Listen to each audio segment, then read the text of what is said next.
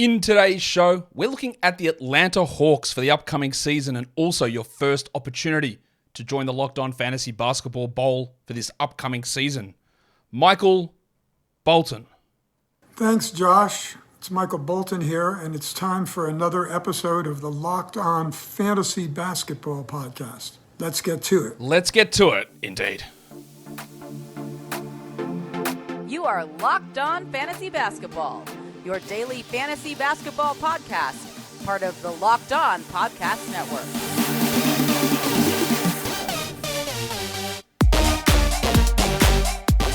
Hello and welcome to the Locked On Fantasy Basketball Podcast, brought to you by Basketball Monster. My name is Josh Lloyd, and I am the lead fantasy analyst at basketballmonster.com. And you can find me on Twitter, as always, at redrock_bball, on TikTok, at redrock_bball, and on Instagram, at Locked On Fantasy Basketball. Today's episode is brought to you by FanDuel Sportsbook, official sportsbook of Locked On. Make every moment more. Right now, new customers can bet $5 and get $200 in bonus bets guaranteed. Visit fanduel.com/lockedon to get started. Thank you also for making Locked On Fantasy Basketball your first listen every day. We are free. We're available on all platforms. All right. It's about that time that we jump into the team previews. And we've done our team previews back in August with the hosts across the Locked On Podcast Network, just digging into the basketball side, what they've heard. We use all that as we move through into projections and drafts and all that information they gave us. And now we dig into the teams from a more fantasy perspective, getting ideas or thoughts on a lot of the different players on this squad. And this is where the entries for the Locked On Fantasy Basketball Bowl get given out. So let's just, I guess we just quickly start talking about that, Warnie. Let's get it on, Gilly. All right, the Locked On Fantasy Basketball Bowl is back. It's a big fantasy basketball tournament. Last season, we did 360 players in a category league, 360 players in a points league. Congratulations to Karan, who won the points league, and I mispronounced his name, and I apologize. Arik, who won from Day to Day Fantasy, who won the category league bowl. Everyone who did make the final round of both of those has been re-invited this season, so welcome back. I've sent multiple invites to you guys. And now we are looking to do it again. We're going bigger this time. I don't know how many divisions we're going to end up with, but we are going to max it out at 60 divisions of 12 teams for categories and for points. I don't think we get there for points. Maybe. If we do, we do. What we do is we play 12-team divisions like a standard league, except a few restrictions. There's a 40-game hard cap each week. You can't go over it. So streaming lowers importance. We've got larger benches, 18-man rosters, 10 starters, 8 bench, to try and reduce some of the impact of injuries, improve your ability to foresee things like stashing. We play 2 matchups per week as well, so we're not in that situation necessarily where, well, man, my team was so good, but I ended up coming up against the team that was the best this week, and I cop a loss. Yeah, that'll even out if we play 2 matchups. It also tries to even the schedule out somewhat. And at the end of the season, or you play your playoffs in your little 12-man division, 8 teams in it, 1v8, 2v7, etc. And when you get down to the final 2 teams in each division, those 2 teams join every other top 2 teams in a large field, 1-week battle royale where you play every opponent. So last season, Arik in the head-to-head categories went 59-0. He beat every opponent somehow. I don't know how. He beat every opponent and won the title. It is $50 entry. $50 US entry. If you make it through to the final week battle royale by being in the top 2 of your division, you will get $200.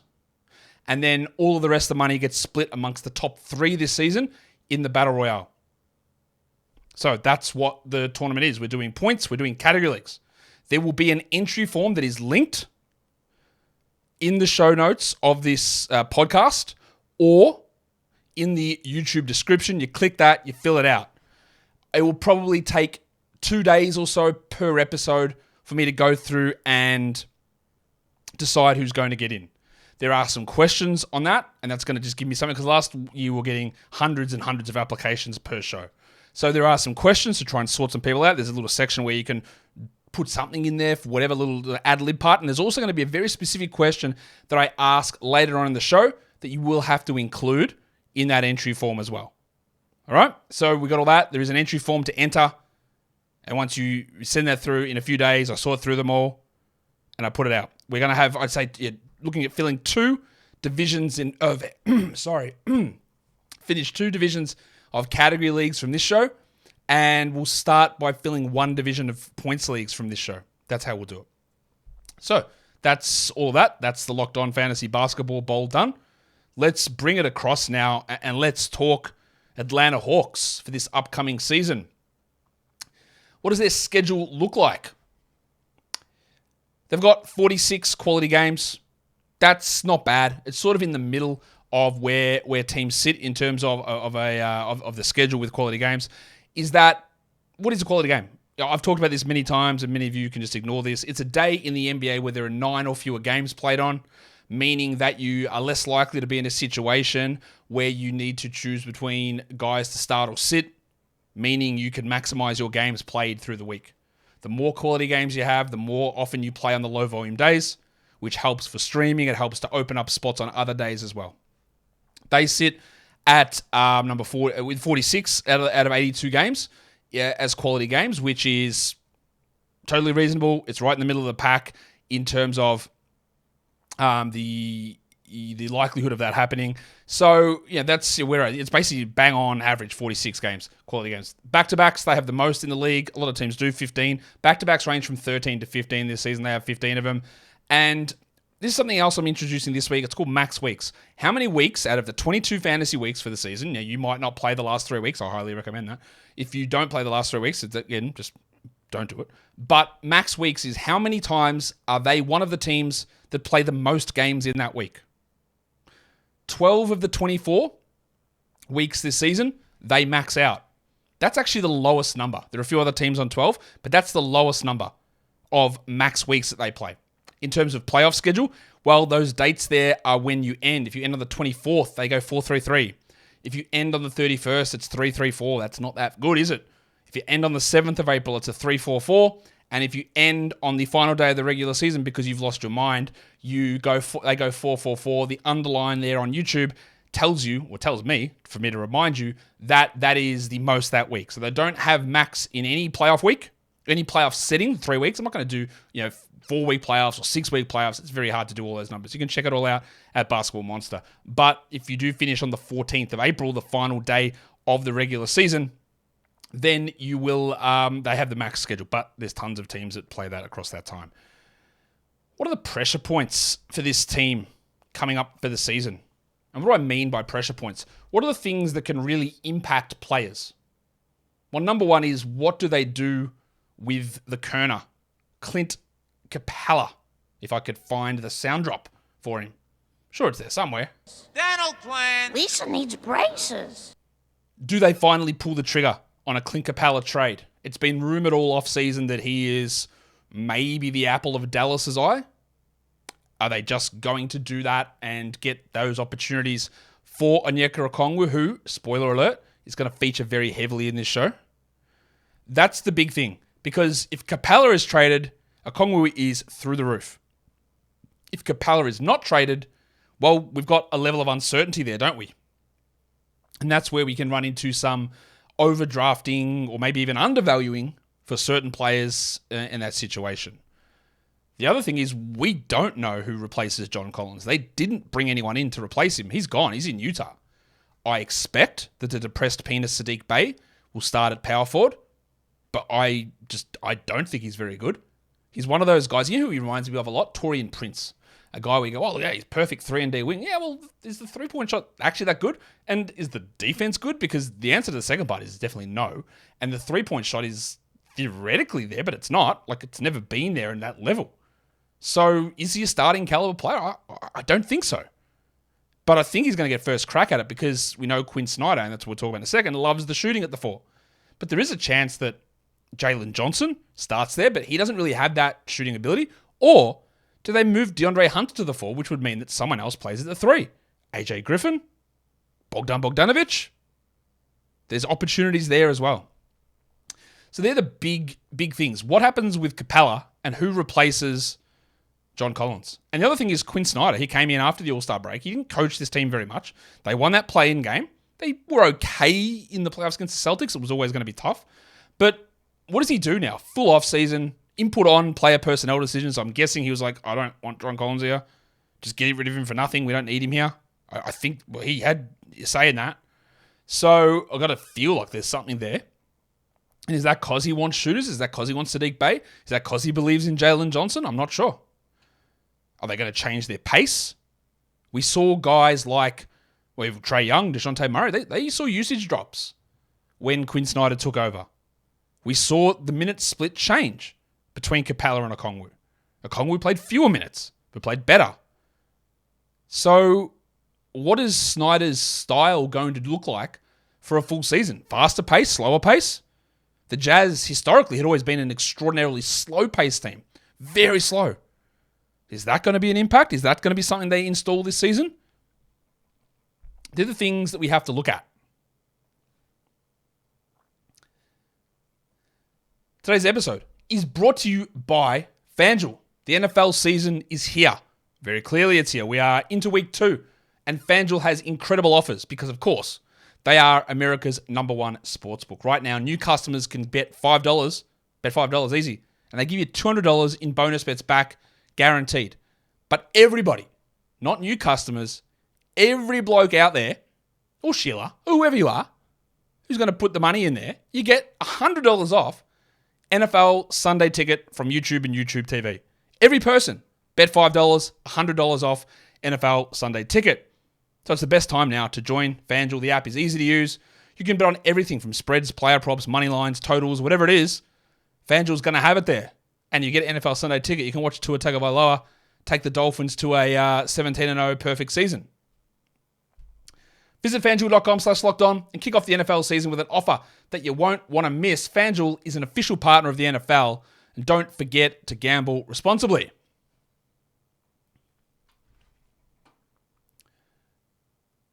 Let's look at breakout candidates. What do I mean by breakout candidates? Because sometimes terminology is hard. And I don't say that to be an arsehole, but sometimes it is hard. What does it mean? So when we're looking at breakout candidates, it's like, what is an expectation? Well, the expectation is, I think, that someone like Okongwu, and I'm not going to talk too much about him now because we are going to go under the lens with him because you voted for him to be a guy I go a little bit in depth on.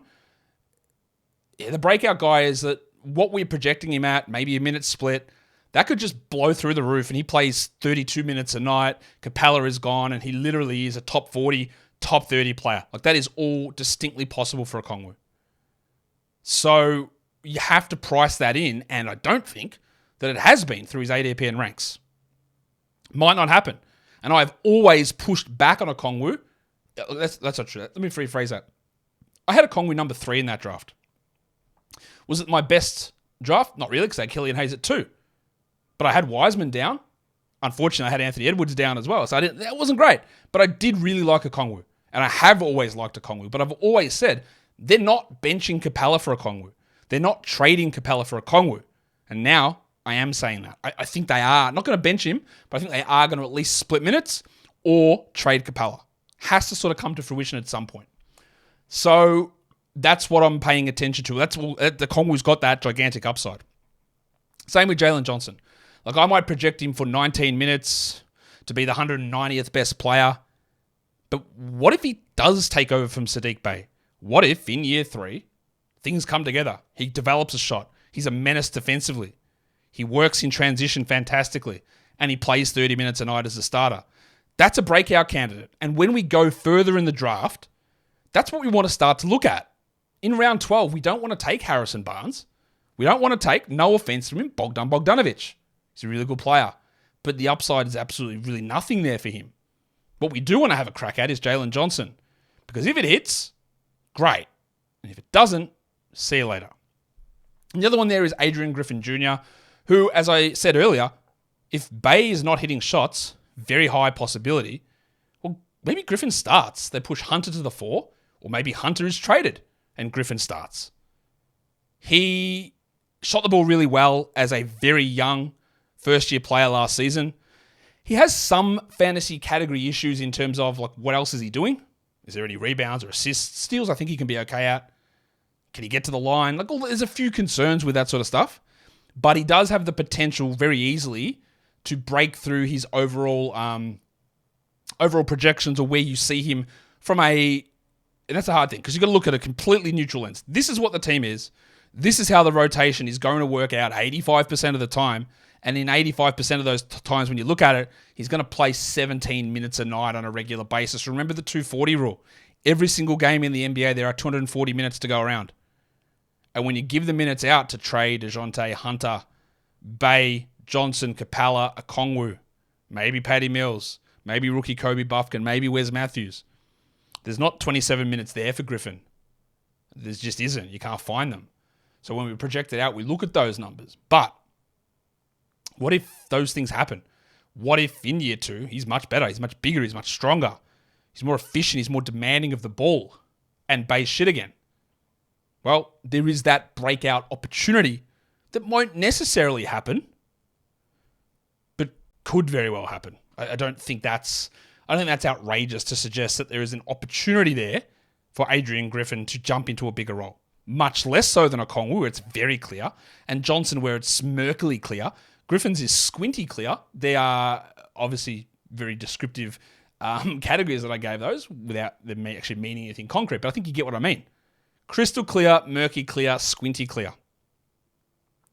That's sort of where we're looking at how we see those paths to minutes come across. Today's episode is brought to you by Jace Medical. The Jace case provides 5 life-saving antibiotics for emergency use. All it takes to get a Jace case is to fill out a simple online form and in some cases jump on a quick call with one of their board-certified physicians, talk you through all the things that you would need to know, the reasons you would use these antibiotics in these emergency life-saving type situations, and go through all of your medical concerns and things like that you will have. Because we never know what's going to happen. Disasters, floods, scrub fires, brush fires, bushfires, whatever you want to call them, trees on fire. It's a big problem. Cyclones, tornadoes, hurricanes, earthquakes. They can strike at any time. And you might sustain an injury and you cannot get to a hospital or doctor. Sometimes having those antibiotics at home is a lifesaver. Now, you don't just use them for anything. They are a life-saving emergency treatment. And now, you don't want to get caught unprepared. You don't have to. You can save $360 by getting these life-saving antibiotics with Jace Medical. And an additional $20 off by using the code LOCKEDON at checkout at jacemedical.com. That's Jace, Jase medical.com. The promo code is LOCKED ON.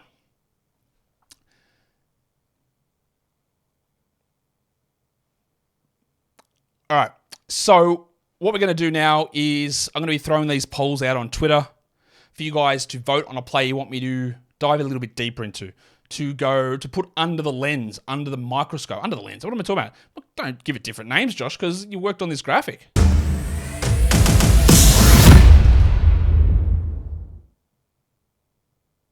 We're going under the lens with Onyeka Okongwu. Last season, Okongwu was in that backup role again, but there were some quite positive signs, especially towards the end of the season. So we want to have a look at what Okongwu was able to do. If you are watching on YouTube, I'm putting some handy-dandy graphs up on the screen. What that graph is up on the screen at the moment is the -1 rank, because again, in general, fantasy is a head-to-head game. 95% of leagues are head-to-head. 60 to 70% of those are category leagues, so that's what we steer a little bit towards when looking at these graphs. So looking at the value of a player on a per-week basis, I think might be more efficient sometimes than per game.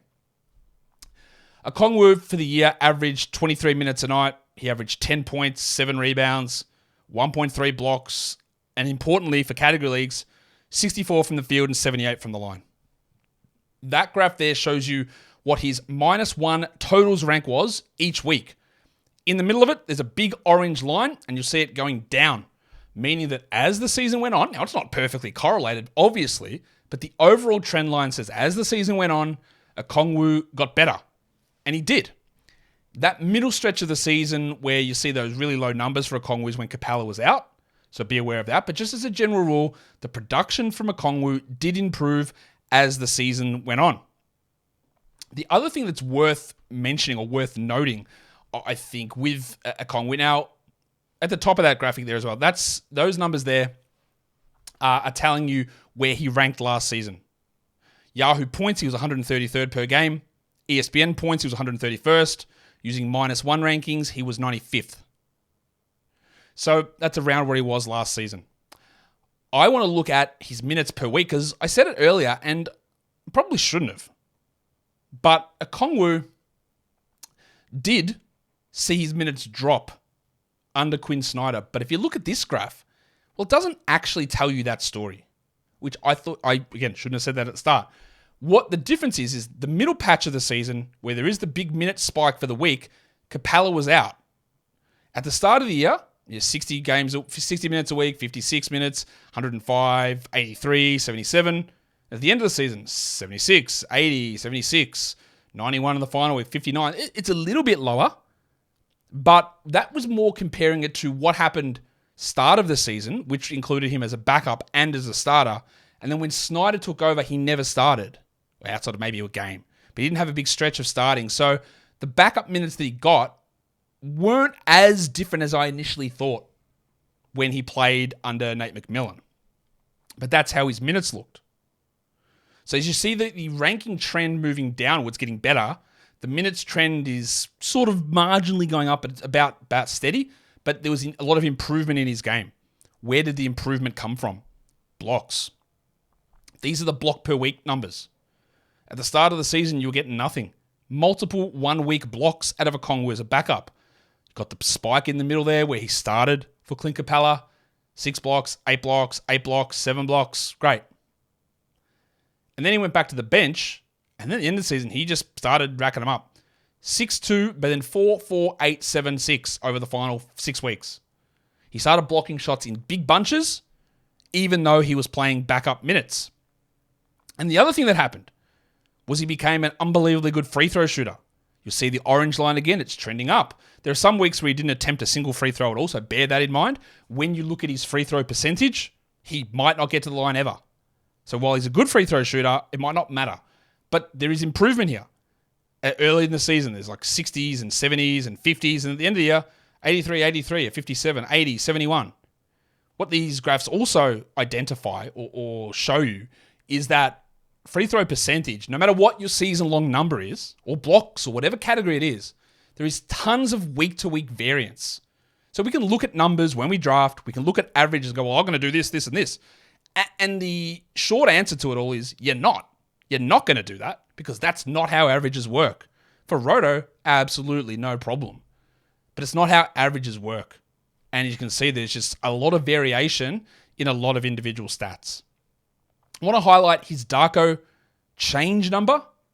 This is the Darko change is like what direction is your Darko heading? Like what's the change? Because Darko is a thing that takes into consider what you've done with a little bit of future projection into it as well. And as you see, at the start of his career, he was a pretty steady, positive improvement player. There was a stretch there in the middle to end of the 21-22 season where he started to regress. He wasn't improving. He was actually getting a little bit worse, according to Darko. But then, last season, it really took off, and he's really cranking at the moment, and he's on a very big upward trajectory, which I'm excited to see where it goes. So what is Onyeka Okongwu? He's a small center. He's probably about the same size as Bam Adebayo. But unlike Bam Adebayo, who can be a pretty big usage player with some passing chops, Okongwu's got a bit of that. But Bam never does anything defensively protecting the rim as a general rule. Okongwu does. And if you look at this graph here, this is comparing him to Clint Capella thanks to Basketball Index. On the x-axis, it's rim deterrence percentile. On the y-axis, it's rim protection percentile. So you'll see that Okongwu is up in the top right corner and Capella's down in the bottom left. Now, it looks stark because the scale of the axis is 95 versus 93. So it's not a big difference, but it just shows that in terms of rim protection, how good you are as a rim protector, Okongwu, much better than Capella last season. He was better than Capella. The problem is that bottom part of it, the x-axis, shows that he was one of the worst, in the 30th percentile, one of the worst players in stopping people from actually getting to the rim or from deterring them from getting to the rim. And part of the idea of being a good rim protector and good defender is not just blocking shots or altering shots. It's scaring the shit out of players so they don't come to the rim. And that's where Capella has him covered. So when we look at this, initially, if you look at that number and go, well, his rim protection percentile is better than Capella. He's a better rim protector. But Capella's still good. And then he also stops people going to the rim. They're scared of him. That's reputation-wise, it's size-wise, it's wingspan-wise. So they are some of the concerns. So while we can look at a bunch of stuff with old mate Clint Capella and think, oh, he's running down, he's losing steam, he was still really impactful in a lot of the metrics last season, and that ability to deter people coming to the rim was still very much there. Even though Okongwu was better at reducing field goal percentage and blocking shots, they still got to the rim. Whereas with Capella, they didn't. So just gives you a little bit of food for thought, I hope.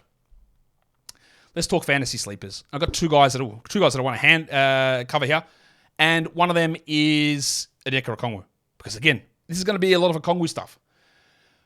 I hope you can translate the stuff that's on the screen. I'll quickly discuss what it is. Why rank 9 means what is the ranking for, what is the X rank for for Okongwu for 9 category leagues. Now, Yahoo doesn't offer different rankings for different systems. But these are just the general things that I'm going to look through. So when I look at it as a sleeper, Okongwu being ranked at 109 in a category league on Yahoo, I think it's really good value. I think he's much better than that. But if you're talking about a points league, which is the next line there, you'll see I've put strike through on it. Him at 109 for a points league on Yahoo, not really a steal, not a sleeper. That's about the right area. He's not a great points league guy, of course. That's expecting him to be a backup. If he's a center, he blows. If he's a starting center, he blows through it. But that's where we're at. But every other situation here, I think there is sleeper potential. His ADP's at 103 for 9 category leagues. We love that. As I said, for points leagues, it's probably not. His Fantrax ADP's at 86, much higher, more dialed in drafters a lot of the time on Fantrax. I actually still think there's value in him at 86. So you don't need to go higher than that, but if you get him at 86, I actually still think there's value. ESPN's got him ranked for 9-cat. Now, they do have different rankings for points in 9-cat leagues. His 9-cat ranking is 117 and his points ranking is 132. And for both of those, he is a sleeper. Just a tremendously big sleeper. And his ADP is even worse. It's 137 on ESPN, which covers both formats. But that is just immense theft. Immense theft. Jalen Johnson. Yahoo's got him ranked at 199. I think for both category leagues and points leagues. Remember, that's in a standard format. That's like a 16-team league player, a back-end 16-team league player. Which is, surely, in a back-end 16-teamer, you're taking a flyer on him.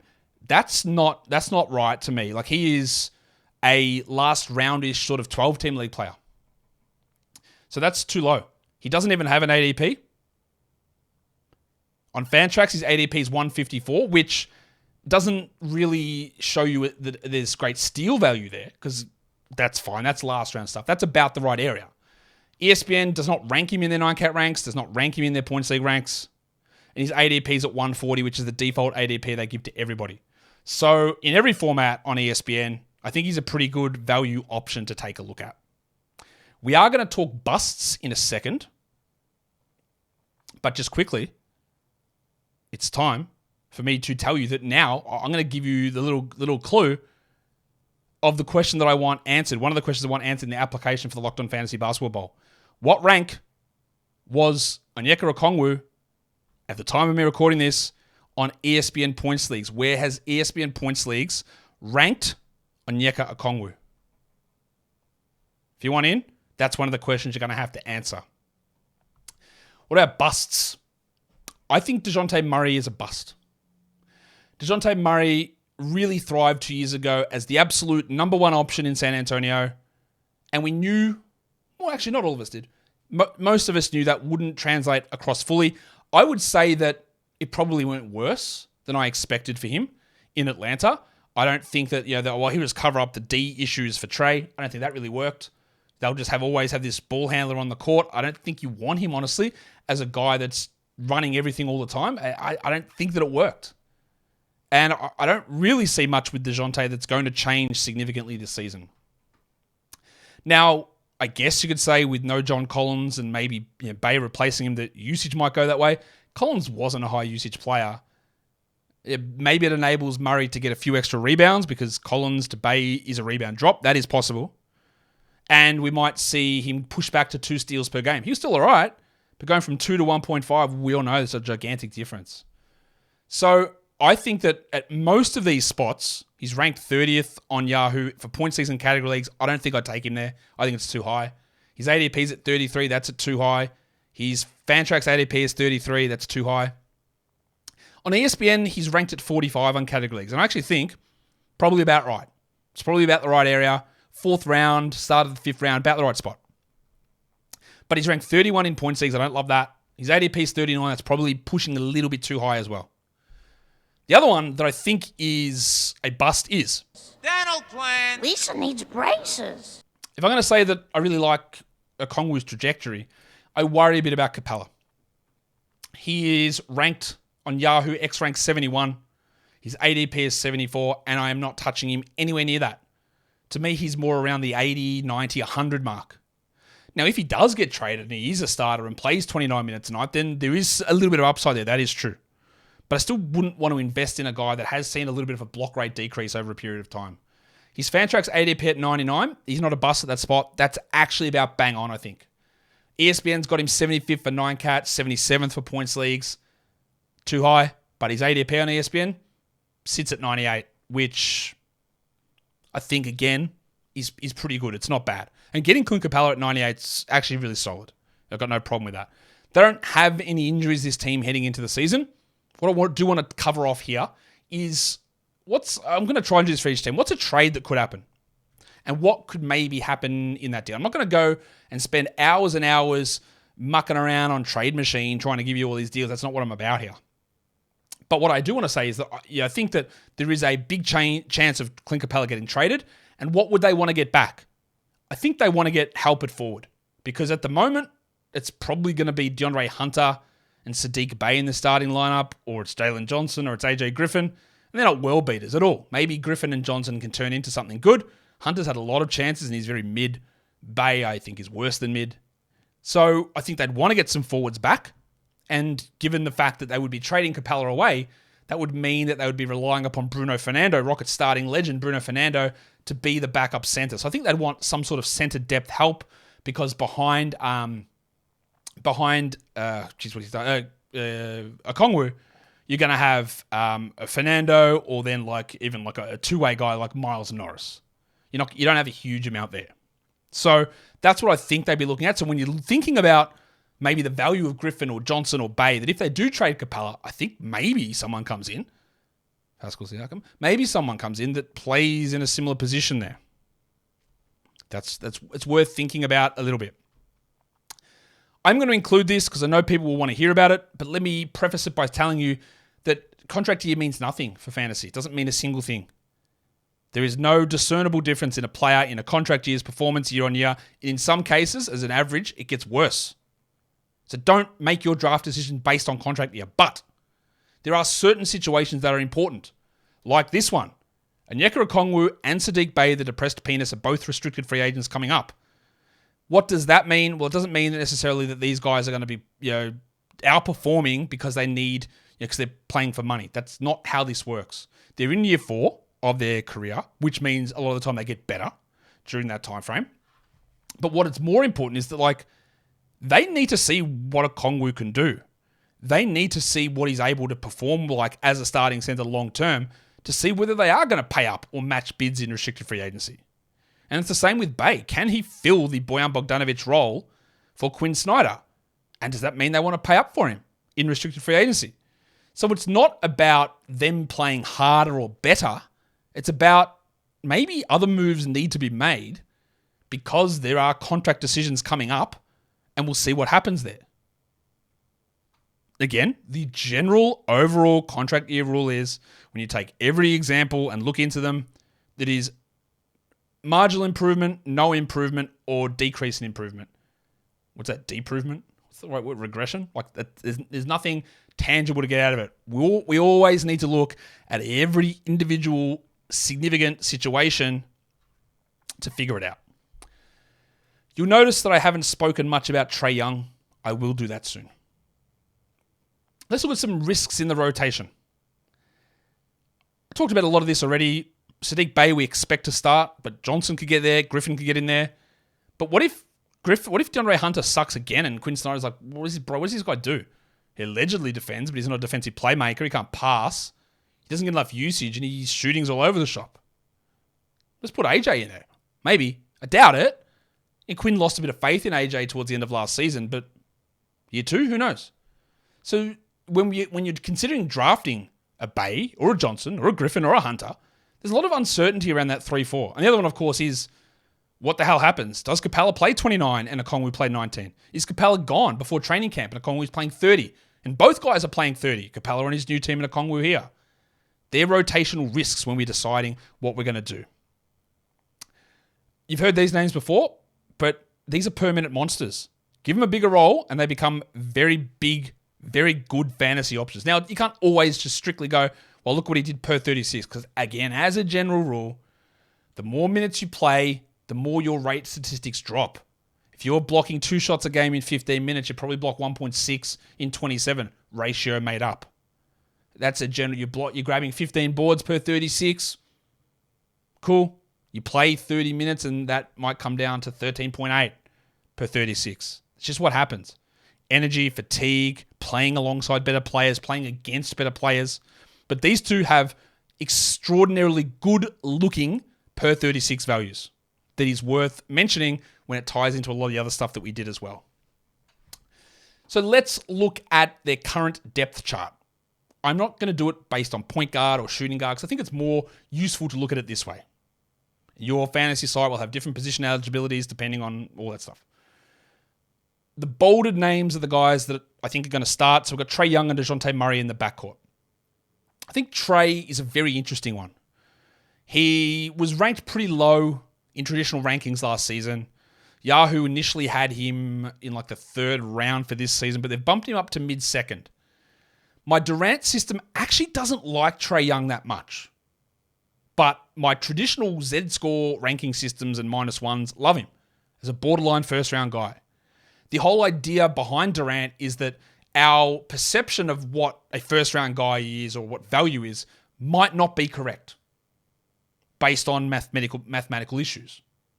So when I look at Trae, I go, maybe I want to take him at the end of the first round. Maybe I'll consider it. Maybe he's a second-round guy. But if the Durant valuations prove to be something that is a little bit more accurate, then maybe he's not that guy. There was a drop in his field goal attempts when Snyder took over, but that was supplemented a little bit by more free throws. But the big thing here with Trae is, hit some threes, mate. Like, you take him, hit him.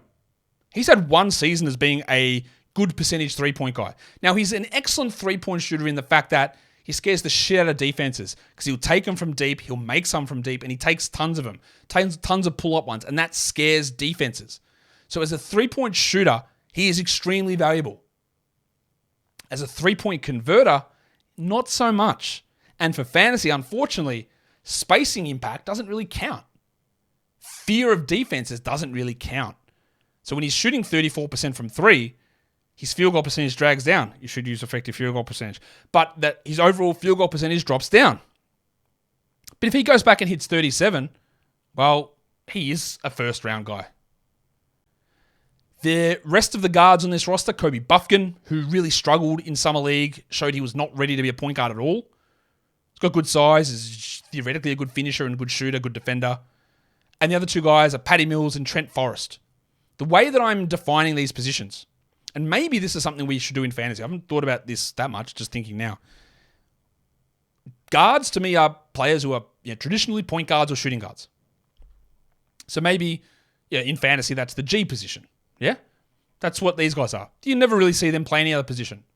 Young and Murray, and then Buffkin, Mills, Trent Forrest, who's their two-way guy. They just re-signed. They're guards. Maybe Mills is the backup initially. He looked bad last season. He was okay at FIBA. And then they'll work Buffkin into that role later on. But they're your guards. Wings, to me, is someone who can play the 2, traditionally the 2, or the 3. And you'll notice there's a big gap here. When I look at this team, I don't think they start a wing. which is going back to like when they're getting something back in a Capella trade. Maybe they want an actual wing because I don't think they start one. A wing to me is the fantasy position shooting guard / small forward. Maybe that could be a starting spot. Guards, shooting guards, small forwards is the next one. Interchanging. But on the bench, you've got someone like Bogdan Bogdanovic who can play those roles. Adrian Griffin. Bogdanovic is going to be your first guy off the bench. Smalls division. Okongwu, bigs division. And then Griffin's going to be in the rotation. But then there's also Wes Matthews, who is like 37 or 36.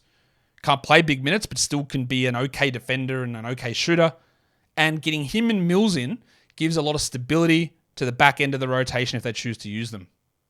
Then there's Garrison Matthews, a three-point shooter who does nothing else, and two-way wing Seth Lundy from Penn State, who I thought was bad at Summer League, but did shoot the ball well, but he's old. He's like 23 already as a rookie, and he's on a two-way deal.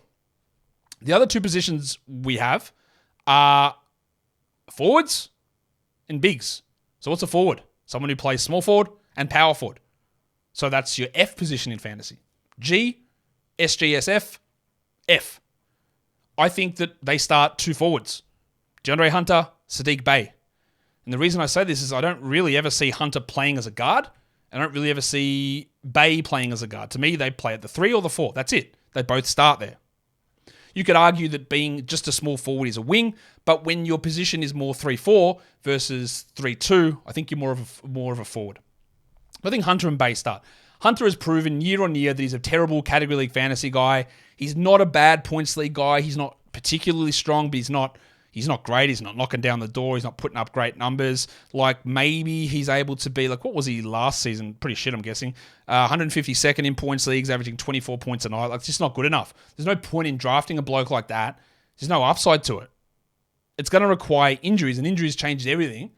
But even then, like, do you want to rely upon him to be a number 1 guy or number 2 guy? Not really. And Bey is someone, again, I think he's relatively overrated, but I do think he's going to have a fair chunk of minutes. I think he's going to be, and I drafted him in the Roto mock draft the other day. Does he play like 30 minutes a night? Maybe. Close to it. He's been sort of healthy through his career. He might get you 2.5 threes and 6 or 7 rebounds. The worry you have there is assists, steals, and blocks. He's a good free throw shooter, but he doesn't get there too much. And the problem with him is if you think he's going to get to the rim and do all this driving stuff, he leads to inefficient long twos, which tank his field goals. But I think they're going to start.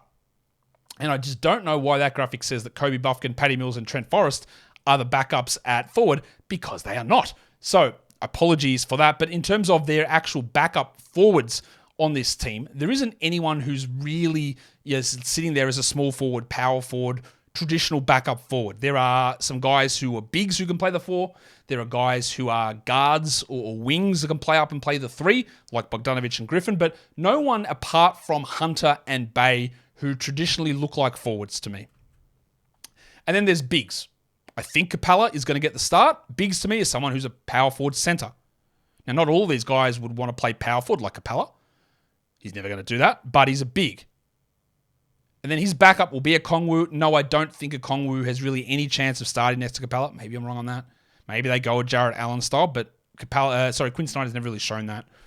And then your other bigs are Jalen Johnson. So they're probably your main 3 rotation bigs. Capella, Okongwu, Johnson. And then you're down to Bruno Fernando, second-round pick Mohamed Gaye, and two-way player Miles Norris, who is like a bad defending big rookie, but a shooter. Think of former Hawks legend Mike Muscala. Maybe even like a Mike Scott, Prison Mike. That's where Miles Norris fits in. The last thing I want to talk about are the 2 metrics that I've been discussing, and I haven't really spoken about one of them at all, but I'm going to do it now. It's hopefully coming to Basketball Monster soon. Durant, dynamic, unbiased, rankings applying normalized transformations. And the other one is Bazemore, which is my dynasty ranking formula. Stands for basketball age, Z-score, experience, metrics, and ongoing ranking evaluation. So we're adjusting it. Yeah, look, does it require a lot of manipulation to get it into a name? Sure. But that's fine. But we're looking at all these things. Age, current production Z-score, experience, how long you've been in the league, metrics, advanced metrics, how impactful are you? Does that mean you're going to stay in the league longer as an impactful player? And then constant updates to rankings. to get the dynasty formula. And this formula is going to be on Basketball Monster. It's going to be hopefully tweakable, so you can set a scale of neutrality, competing, rebuilding, I guess retooling, and I'll have some numbers for those, and a lot of functionality to adjust. This is the first time that I'm bringing this stuff out. In terms of Durant, I wanted to go through and look at traditional ranking numbers and view how Durant differs sizably. Trae Young was way down, like very much lower on Durant than on regular rankings, and so was Dejounte Murray. So it makes me, is what they actually provide useful enough, given so much of Trae's value comes in free throw percentage, and as I've illustrated plenty of times, free throw percentage varies a lot, but also the impact of it is so wildly different depending on the rest of your team that I think we might overvalue it somewhat. Maybe. No surprise to see Onyeka Okongwu and Jalen Johnson pushed up higher in Durant versus traditional metrics. Well, AJ Griffin, because he's a little bit empty across the board, he was actually way worse in Durant versus regular rankings. Some numbers that showed up on Bazemore, trying to set it for like a mid. You're not fully in contending mode. You're not fully rebuilding. You're probably not even retooling. You're sort of like, you're mid, which is not going to apply to everybody, but you're mid, right? You're 7th or 6th in a Dynasty League sort of standing setting. Jalen Johnson came in as a top 70 player. This is for category leagues, by the way. Okongwu was a top 30 guy. Dejounte Murray was outside the top 90. Now, this formula is still being worked on. It's going to be beta tested this season. But Murray, he's been in the league 8 years. I don't love his overall production. Durant doesn't like him too much. And Bazemore does include parts of Durant as well. And you're bumping a lot of other younger guys ahead. Now, if you're moving into a contending sort of phase, and Murray jumps up significantly from there. AJ Griffin was inside the top 160. So while Durant didn't love him, his age, experience, and some of the advanced metrics do push him up. Well, Kobe Buffkin, now it is, rookies are going to be hard to evaluate because we don't have a lot, we don't have anything to go on. We don't have any past production. We don't have any advanced numbers. We have nothing. So Buffkin didn't, and that's not to say rookies are bad because Scoot's high on it. Victor's really high, obviously. Buffkin wasn't. He was really quite poor, outside the top 300 on Bazemore. And that brings us to the end of this show. Remember, get your Locked On Fantasy Basketball Bowl entries in. The link is in the description or in the show notes on the podcast. And follow this podcast on Apple Podcasts, Google Podcasts, Stitcher, Spotify, and on the Odyssey app and on YouTube. Thumb it up and leave your comments down below. Guys, we are done here. Thank you so much for listening, everyone. See ya.